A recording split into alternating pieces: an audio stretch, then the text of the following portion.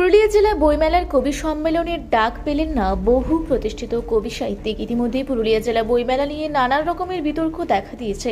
সেই বিতর্কের তালিকায় আরও একটি বিতর্ক যোগ হয়েছে। জেলা বইমেলায় 3 দিন ধরে অনুষ্ঠিত হয়েছে কবি সম্মেলন। কবি সম্মেলনে ডাক পাননি পুরুলিয়া জেলার অনেক প্রতিষ্ঠিত কবি সাহিত্যিক। ইতিমধ্যেই সোশ্যাল মিডিয়ায় সেই নিয়ে নানা রকম মন্তব্য শুরু হয়েছে। অথচ বিগত দিনের বইমেলাগুলিতে আমন্ত্রণ পেয়েছিলেন, অথচ এবারের বইমেলাতে তাদের নাম কিভাবে বাদ দেওয়া হয়েছে সেই নিয়ে প্রশ্ন উঠতে শুরু করেছে। কে বা কারা তালিকা তৈরি করলো, কিসের ভিত্তিতেই বা তাদের নাম বাদ দেওয়া হলো? জেলার কবি সাহিত্যিকরা বাদ, অথচ অন্য জেলা থেকে কবি সাহিত্যিকরা এসে অংশগ্রহণ করেছে পুরুলিয়া জেলা বইমেলার কবি সম্মেলনে। এই বিষয়ে নানান প্রশ্ন এখন ঘোরাফেরা করছে সোশ্যাল মিডিয়াতে। পুরুলিয়ার এক প্রতিষ্ঠিত সাহিত্যিক তথা কবি রবীন পান্ডে, কবি সাংবাদিক শেফালি মাহাতো, কবি সাংবাদিক বংশীধর সিংহ সহ অনেকেই ইতিমধ্যে সোশ্যাল মিডিয়াতে এই বিষয়ে মন্তব্য করেছেন।